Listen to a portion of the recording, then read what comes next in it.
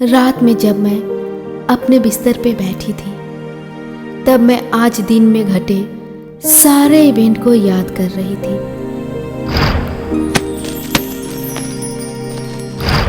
मुझे अपने बिहेवियर पे आश्चर्य होने के बजाय खुशी हो रही थी। आरके एक बहुत ही अच्छे इंसान है और ऐसे इंसान की पत्नी होने का अवसर मिलने पे मैं खुद को भाग्यशाली समझ रही थी।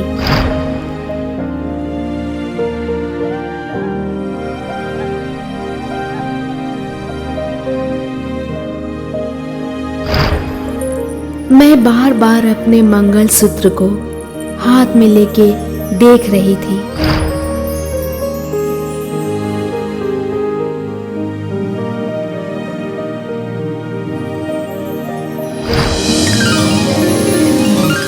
उनका हर एक स्पर्श मेरे अंदर रोमांच भर रहा था। मैं वापस बिस्तर पे लेट गई और अपने पति की याद में खो गई। मैं अगले दिन का इंतज़ार करने लगी और मुझे पता ही नहीं चला कि मेरी आंखें कब लग गई।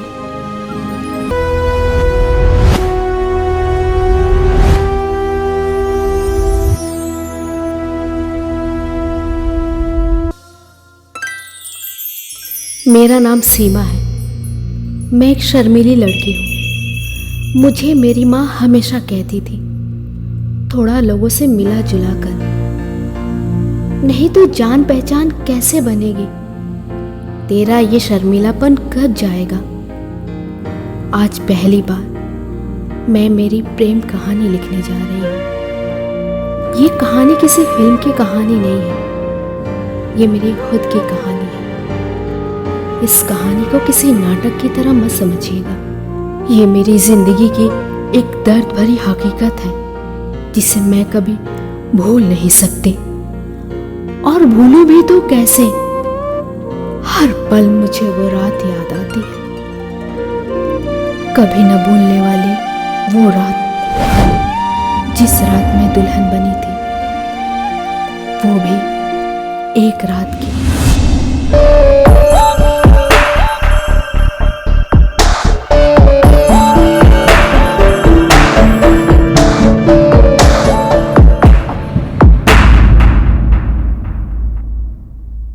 बात तब की है जब मैं एक गर्ल्स कॉलेज में पढ़ती थी।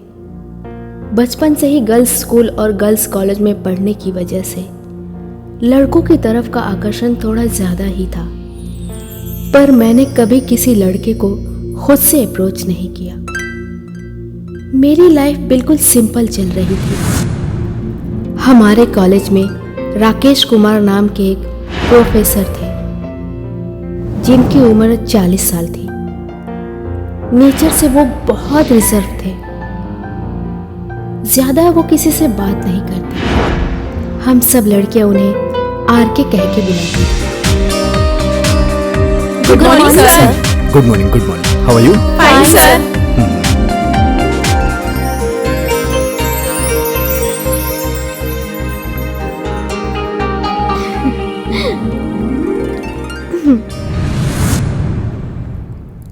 मुझे वो बहुत पसंद थे।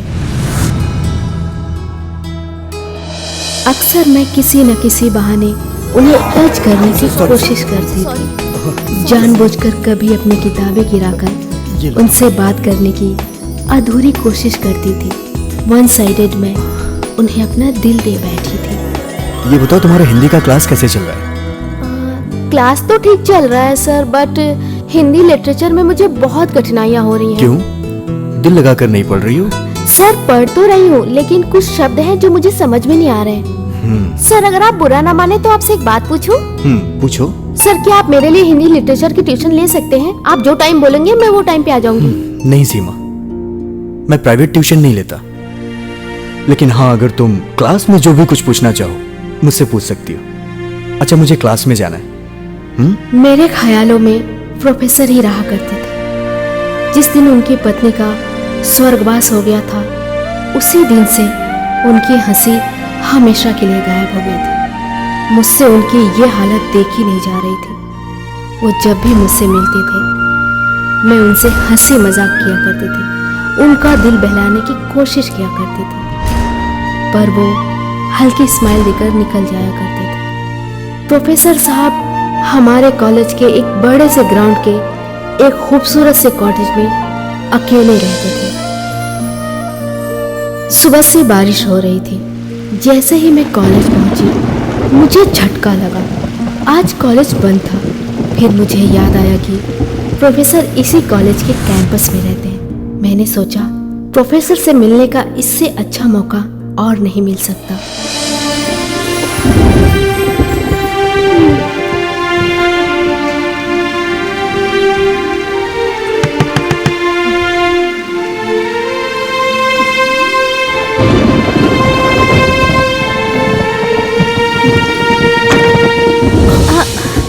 सीमा, तुम यहाँ?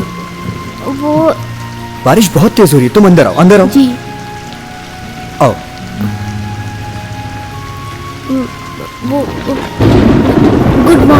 Good morning sir. आज कॉलेज क्यों बंद है? अंदर बाहर बारिश हो रही है। सीमा, तुम पूरी तरह से भीग चुकी हो, तुम्हें सर्दी लग जाएगी। तुम अंदर आओ। चलो, बुक्स दो मुझे और अंदर आ जाओ। आओ। कॉलेज के फाउंडर की डेथ हो गई है, इसलिए प्रिंसिपल साहब ने 3 दिन के लिए छुट्टी कर दी है। आओ, आ जाओ।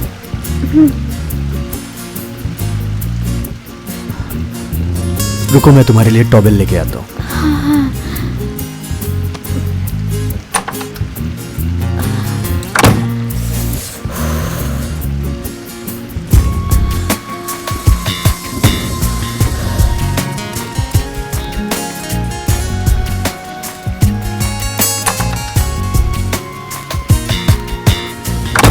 ये लो टॉवेल, बाथरूम में जाके चेंज कर लो। लो।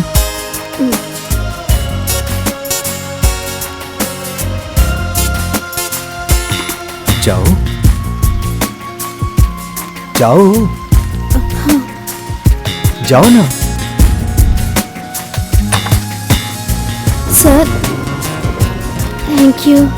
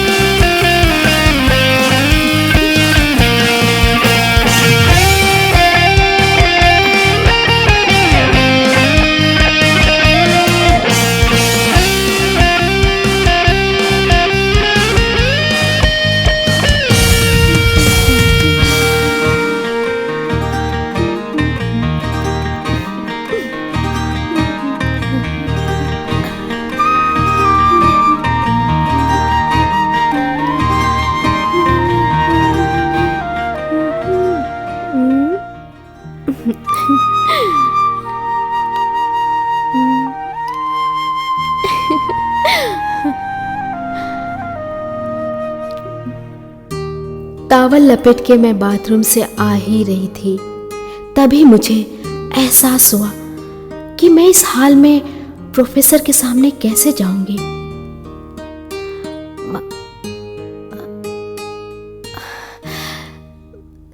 सर प्लीज आप मुझे कपड़े यही बाथरूम में दे दीजिए, मैं यही पहन लूंगी प्लीज।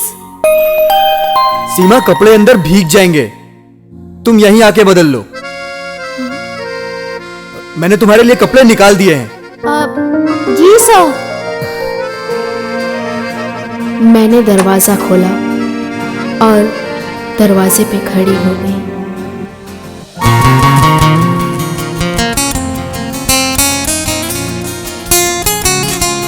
पानी की बूंदें धीरे से मेरे कंधों से होती हुई मेरे सीने में समाने लगी। आर के मुझे टॉवल में देख के जैसे ठगे से रह गए। मैं भी आर के को देखती रह गई। निर्मला की साड़ी अंदर रखी हुई है, तुम जाके चेंज कर लो। Thank you sir. सर अटक गया। ठीक है। देखूं तुम्हें तो खो जाती, देखूं तुम्हें तो खो thank you sir. Deewani thank you again sir. हो जाती। मैं तुरंत अंदर की तरफ गई और दरवाजा लगा लिया। मेरी सांसें बहुत तेज चल रही थी। मेरे दिल की धड़कन तेज रफ्तार से धड़क रही थी।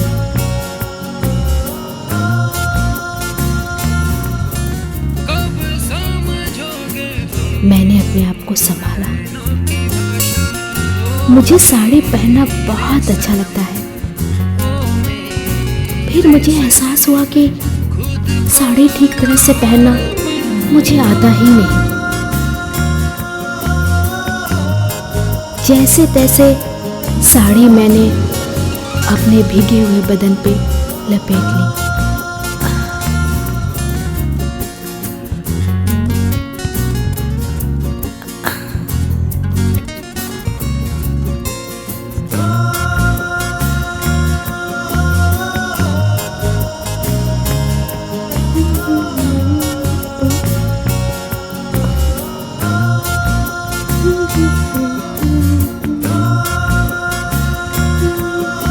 साड़ी पहनते हुए मुझे महसूस हुआ कि उस वक्त मुझे कैसा लगेगा जब मैं साड़ी में लिपटी हुई किसी मर्द के सामने खड़ी होंगी। में मुझको भी तू रख ले, लगने लगा है अच्छा तुमसे मिलकर, रहने लगी हूँ जब से मैं संभल कर, तुझ पे वारूं अपना ये जीवन, ओ मेरे सजन तुझ पे अर्पण, खुद को अर्पण।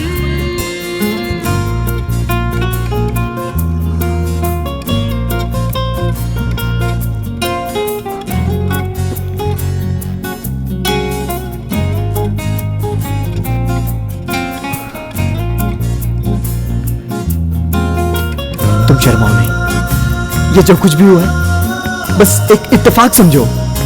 ये कमबख्त बारिश को आज ही आना था। अब तुम ऐसे खड़ी क्यों हो? बैठो, आओ ना, बैठो।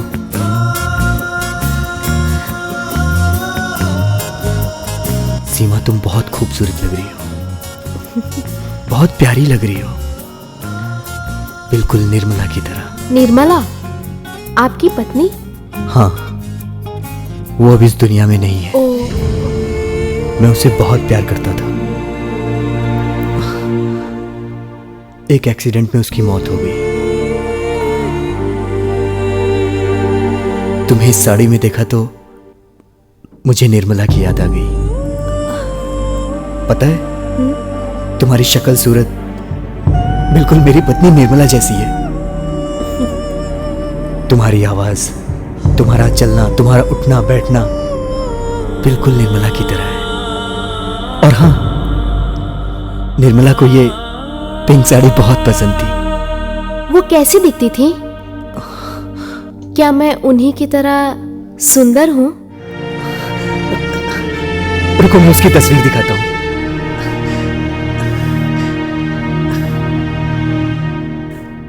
ये देखो। ओह गॉड, हमारी शक्ल सच में बहुत मिलती जुलती है। पर निर्मला दीदी मुझसे ज्यादा सुंदर हैं। सीमा, तुम निर्मला की तरह सुंदर हो। जब तुम सिंदूर लगाओगी, माथे पे बिंदिया और गले में मंगलसूत्र पहनोगी, तब बिल्कुल मेरी पत्नी निर्मला की तरह दिखोगी। नहीं नहीं, आप तो मेरी कुछ ज्यादा ही तारीफ कर रहे हैं। निर्मला दीदी तो मुझसे ज्यादा ही सुंदर है। सीमा, तुम भी बहुत सुंदर हो, सच्ची। सीमा, जब तुम सिंदूर लगाओगी और मंगलसूत्र पहनोगी तो मुझे बहुत अच्छा लगेगा। बस चलो मेरे साथ, आओ। अरे बैठो, मैं तुम्हारे लिए मंगलसूत्र और सिंदूर लेकर आता हूं।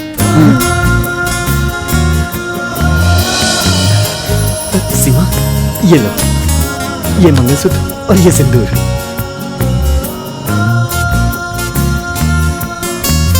अगर मेरे मंगलसूत्र पहनने से, बिंदी लगाने से और माथे पे सिंदूर लगाने से आरके को खुशी मिलती है तो मैं वो करूंगी।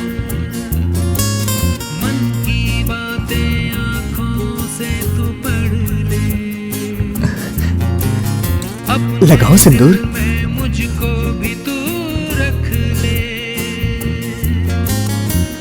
तुझ पे वारूं ये मंगलसूत्र पहना दीजिए ना। हाँ, मैं पहना देता हूँ। लो, मुझे दो। और ये मैंने पहना दिया। सीमा, तुम बिल्कुल मेरी निर्मला जैसी लग रही हो। बस ऐसे ही मेरे पास कुछ देर बैठी रहो।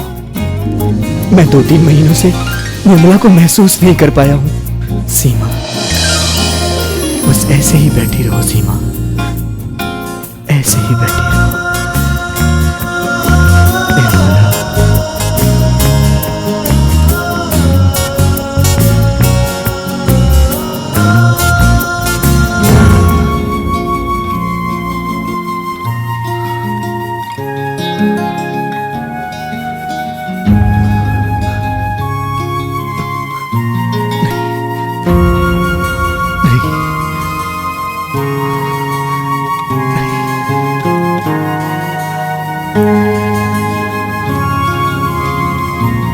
तुम मेरी निर्मला नहीं हो सकती। उसकी तरह तुम एक आदर्श पत्नी कभी नहीं बन सकती हो। निर्मला जैसा इस दुनिया में कोई नहीं, कोई भी नहीं है निर्मला जैसा।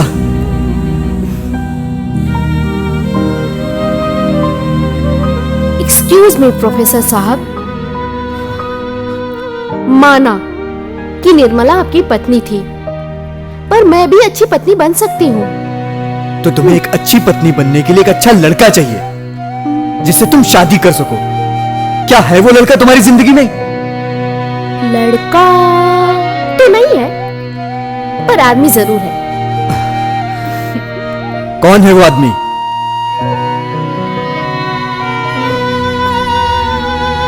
वो आदमी इस वक्त मेरे सामने खड़ा है, और उस आदमी का नाम भी मैं आपको बता सकती हूँ। उस आदमी का नाम है प्रोफेसर राकेश कुमार। सीमा, ये नहीं हो सकता। ये बिल्कुल नहीं हो सकता। हमारे और तुम्हारे उम्र के बीच में बहुत फासला है। दुनिया क्या कहेगी? हंसेगी हमारे ऊपर दुनिया। तो हंसने दीजिए सर। मैंने हमेशा सिर्फ आपको ही चाहा है, सिर्फ आपसे ही प्यार किया है, मगर कभी कह नहीं सकी। सर, मैंने दुनिया की कभी परवाह नहीं की। आज मौका मिला है आपसे कहने का कि मैं आपसे कितना प्यार करती हूं, और देखिएगा, मैं दिखा दूंगी आपको कि मैं आपकी अच्छी पत्नी बन सकती हूं। अब प्लीज आप ना मत कहिएगा। सीमा, मैं भी तुमसे बहुत प्यार करता हूं।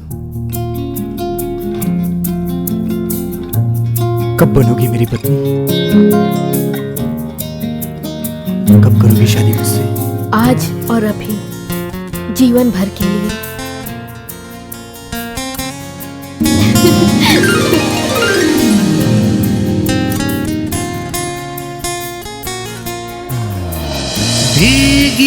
भीगी सी रातें हैं, भीगा भीगा सा ये मन, ऐसे मैं तुझ पे कर दूं सजन, ओ ऐसे मैं तुझ पे कर दूं सजन, खुद को अर्पण, खुद को अर्पण, खुद को मेरे प्रोफेसर साहब। अर्पण।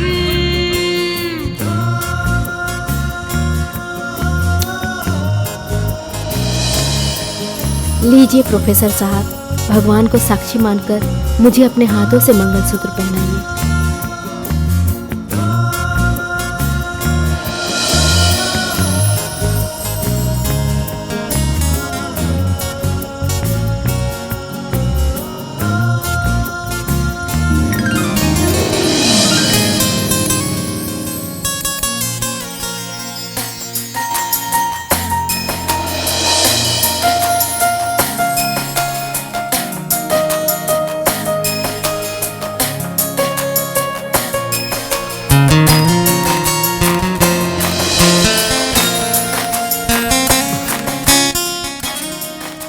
नहीं सीमा, तुम्हारी जगह मेरे पाँव में नहीं, मेरे दिल में है।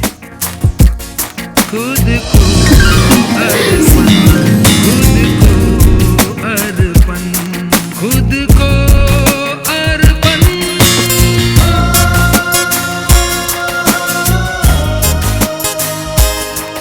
आज मैं एक शादीशुदा औरत बन गई थी। मैंने उनकी आंखों में देखा, उनकी आंखों में मेरे लिए प्यार था। मुझे लगा कि वो मुझे किस करेंगे, पर उन्होंने मुझे अलग करते हुए कहा, सीमा तुम्हें घर जाना चाहिए, तुम मेरी पत्नी हो और एक पत्नी की जगह उसके पति का घर होता है, लेकिन समाज की नजरों में अभी भी हम पति पत्नी नहीं हैं। और हाँ, तुम रोज आया करो। जैसा आप ठीक समझे। चलो, मैं तुम्हें बस स्टॉप पे छोड़ देता हूँ। ठीक है, चलते हैं। चलिए।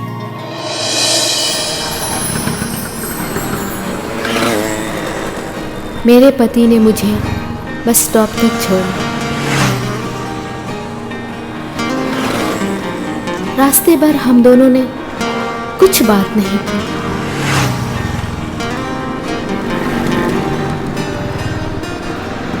और मैं वहां से बस पकड़कर घर चली गई।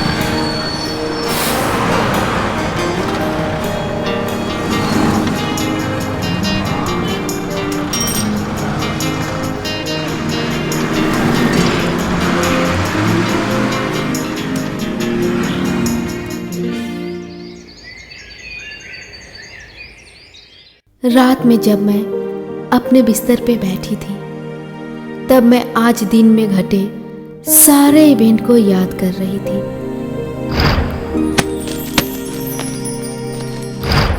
मुझे अपने बिहेवियर पे आश्चर्य होने के बजाय खुशी हो रही थी। आरके एक बहुत ही अच्छे इंसान है और ऐसे इंसान की पत्नी होने का अवसर मिलने पे मैं खुद को भाग्यशाली समझ रही थी।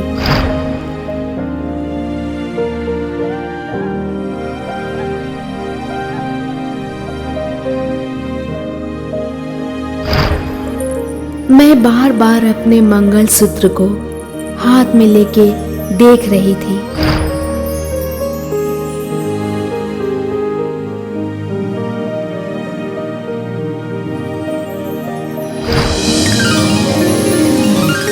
उनका हर एक स्पर्श मेरे अंदर रोमांच भर रहा था।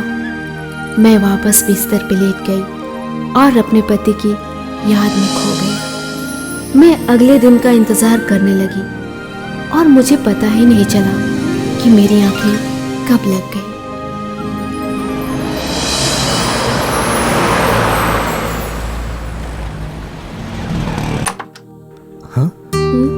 सीमा, तुम यहाँ? सरप्राइज। तो आज मैडम जी कॉलेज नहीं गई? नहीं, आज मेरा मूड नहीं था कॉलेज जाने का। और मैं आपकी पत्नी हूँ ना, तो आज से मैं ही आपका खाना बनाया करूंगी। सच्ची? मुच्ची।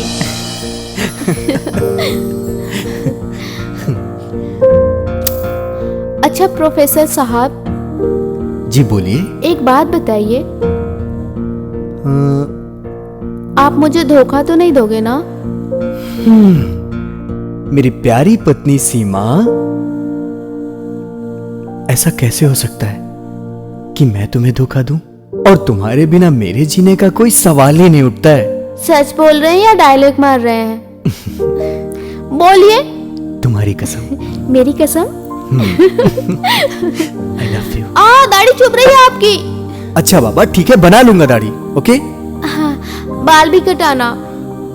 बाल तो मेरे छोटे हैं, बाल क्यों कटाऊं? अच्छा सुनो। वो सब छोड़िए, मुझे बहुत जोरों की भूख लगी, मैं खाना लाऊं? मैंने फर्स्ट टाइम आपके लिए कुछ बनाया, आप खाओगे नहीं? नहीं, तुम मत जाओ। अरे छोड़ो, मुझे खाना नहीं, ठंडा नहीं हो जाने जाएगा, ठीक है? इतनी मेहनत से बनाया है, कहीं पे भी सो जाओ, कहीं पे भी हाथ लगाते हो मेरे को।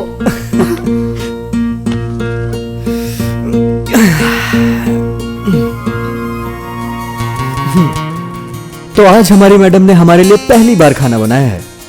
I like it. वेलकम। आइए आइए आइए, भूख लगी है मुझे भी। आइए आइए। खाना खाना तो देखने में ही बहुत अच्छा लग रहा है, भूख और बढ़ गई। देखिए, बहुत टेस्टी है।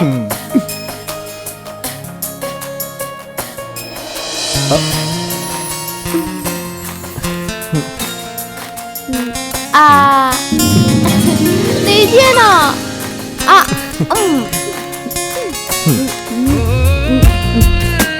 बहुत ही अच्छा है।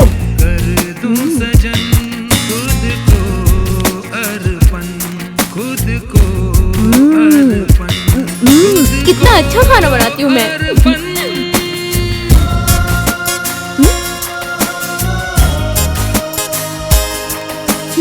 मुँह खोलो।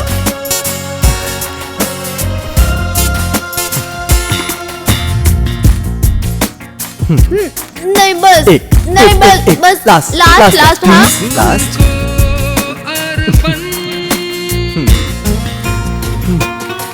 बहुत तेज भूख लगी थी ना? कब से? तो लो फिर एक निवाला और खाओ। नहीं, बस नहीं, बिल्कुल नहीं, बिल्कुल नहीं, आप खाइए।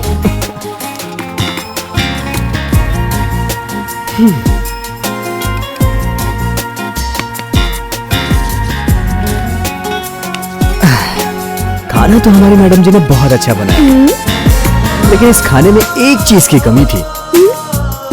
क्या? तुम खुद ही सोचो। क्या? मैं मीठा बनाना भूल गई। रुकिए, मैं आपके लिए अभी थोड़ी सी शक्कर लेके आती हूँ। नहीं, आप बैठिए, आप बैठिए। एक्चुअली खाने में मीठे की कमी नहीं थी, वो जो कमी थी वो कमी थी तो मैं उठने लगी तो उन्होंने मुझे पकड़ लिया। फिर उन्होंने मेरे होठों पे अपने गरम होठ रख दिए। मेरे जिस्म में जैसे करंट सा दौड़ गया। और होना क्या था? छोड़िए, मुझे किचन में बहुत काम है। और वो जोर जोर से हंस रहे थे। शक्कर की कमी पूरी हो गई।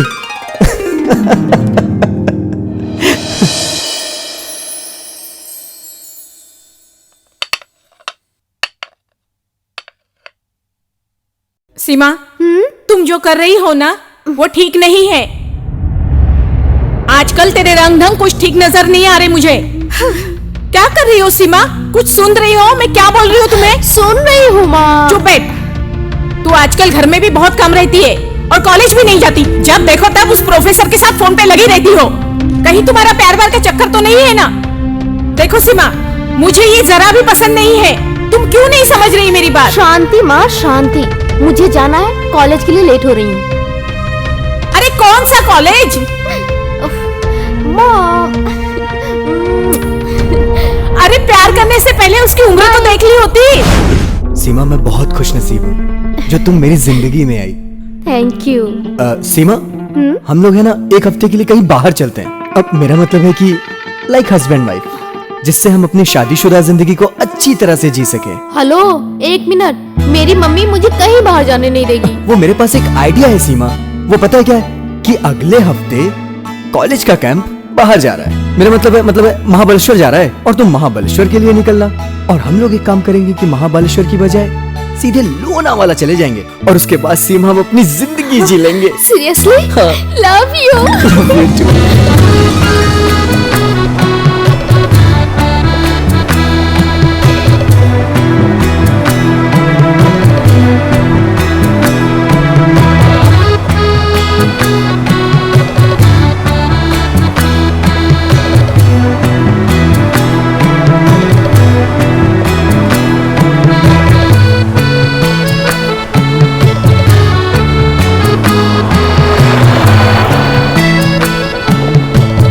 सीमा, वो देखो, वो कितना खूबसूरत लग रहा है, नहीं?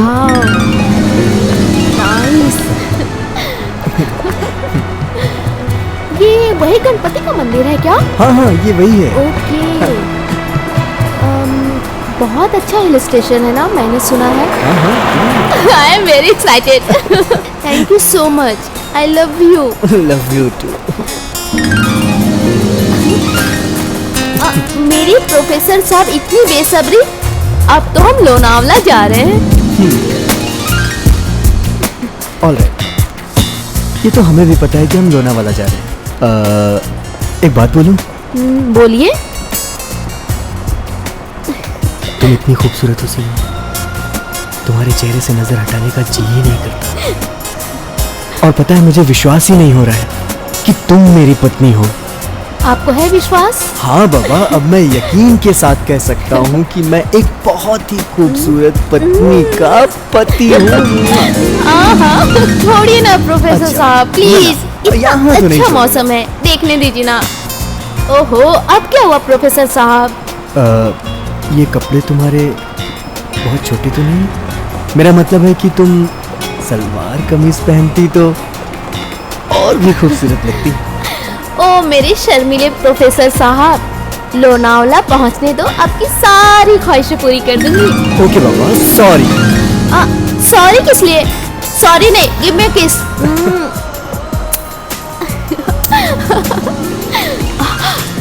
ड्राइवर देख रहा है आईने से। हाँ, बड़ा चालाक है। सॉरी। मुझे प्यास लगी है। हाँ है ना, पानी है ना, लो। मैं पिलाऊंगा पानी।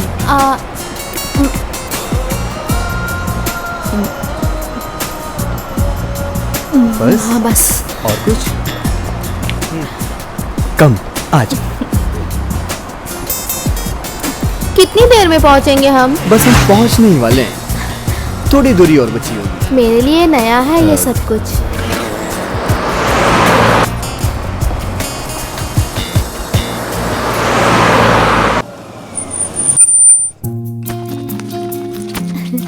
Welcome sir. Hello. How's your travel? Good, this is your room key. Thank you. Please come आओ। दिस वे।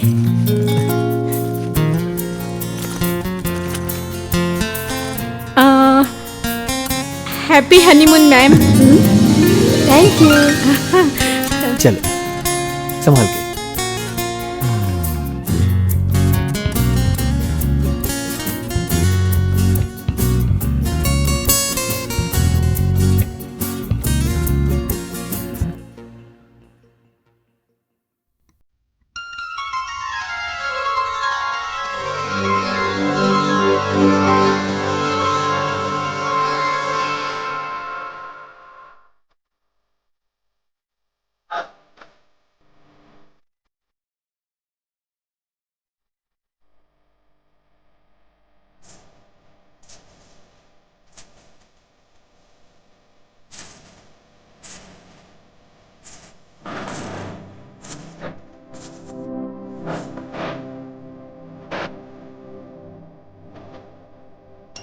मैं अचानक प्रोफेसर से लिपट सी गई।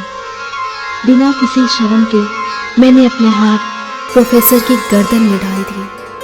बस प्रोफेसर साहब ने भी अपने दोनों हाथ मेरी कमर पे रख दिए और उन हाथों की पकड़ मजबूत होती चली गई और उन्होंने मुझे बिस्तर पे लिटा दिया।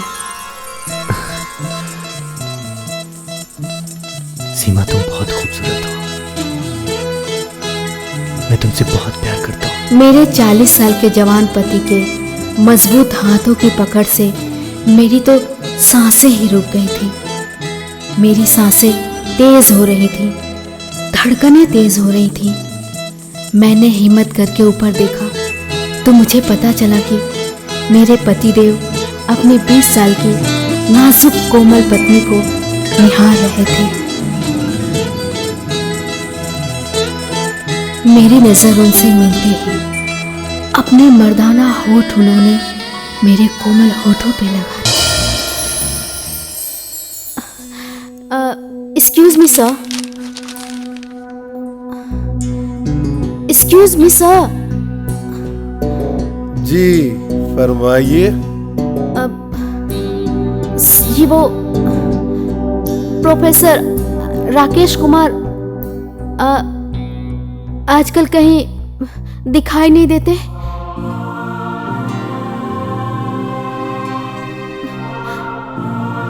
कहाँ गए? वो इलाहाबाद सेमिनार में गए हुए हैं। क्या काम है? क्या मैं आपकी कुछ मदद कर सकता हूँ? जी उन्हें कुछ किताबें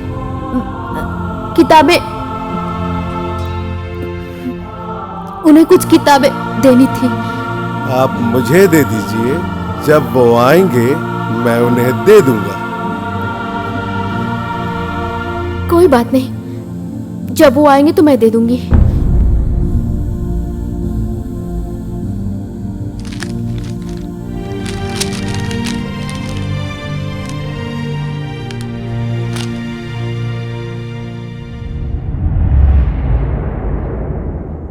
उसके बाद प्रोफेसर आर के मुझे कभी नहीं मिले।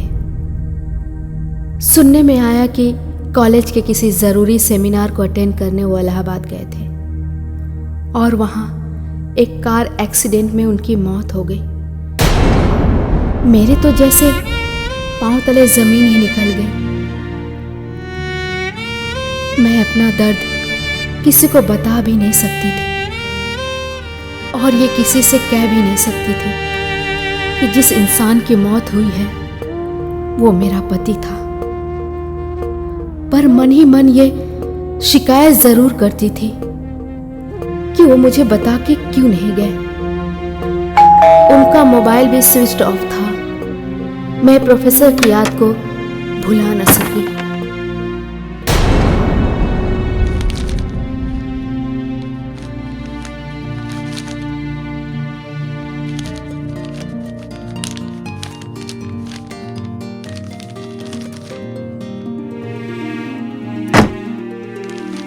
कुछ दिनों बाद मुझे एक पार्सल मिला।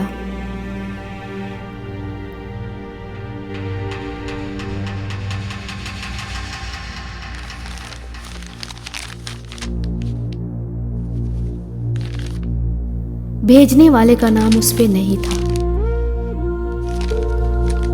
मैंने जल्दी जल्दी उस पैकेट को खोला। उसमें वही बुक थी जिसे प्रोफेसर अधूरी छोड़ गए थे, जिसके पहले पन्ने पे लिखा था अर्पण और राइटर का नाम राकेश कुमार लिखा था। मैं कुछ समझ ना सकी। उस किताब में एक चिट्ठी भी थी। मैंने उसे खोला और जल्दी जल्दी पढ़ने लगी। मेरी प्यारी सीमा, ये अर्पण है मेरे जीवन की एक मात स्त्री सीमा को, जिसने मुझे दिल से प्यार किया। ये अर्पण है मेरी उस प्यारी पत्नी को जिसने मेरी उम्र की परवाह किए बिना उसने मेरे प्यार को चुना। दुनिया की परवाह किए बिना मैंने अपनी सीमा से प्यार किया, बहुत बहुत प्यार किया। सीमा, मैं तुम्हें सरप्राइज देना चाहता था, इसलिए तुम्हें बिना बताए मैं इलाहाबाद इस पुस्तक के प्रकाशन के लिए चला गया। ताकि मेरे आने से पहले ये पुस्तक तुम्हारे हाथों में हो। प्लीज तुम गुस्सा मत करना और इस पुस्तक को स्वीकार करना। और हाँ, मैं 1-2 दिन में वापस आ जाऊंगा। तुम्हारा राकेश कुमार।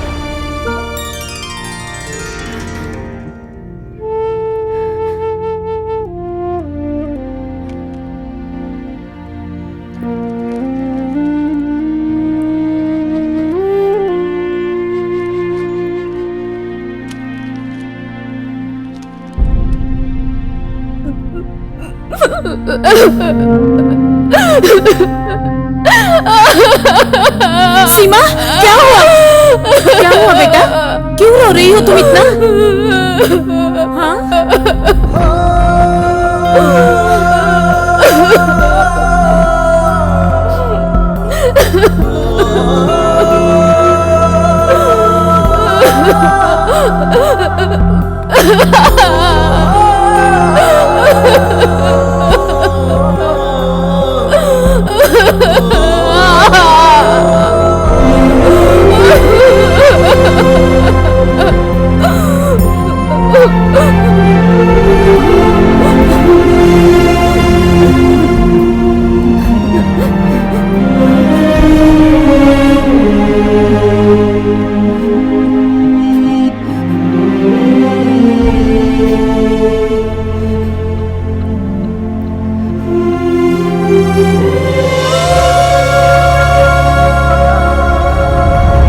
मैंने सारी उम्र फिर शादी नहीं की, क्योंकि मेरी कोख में प्रोफेसर का अंश था, जो प्रोफेसर ने मुझे उस रात दिया था। हो जाऊं तुम पे, हो जाऊं अब फना मैं, वीरान दिल की बस्ती को आबाद कर, बंजर ज़मीं हूँ मुझको भी गुलजार कर, तुझ पे वारूं अपना ये तन मन, ओ मेरे सजन, ओ मेरे सजन, तुझ पे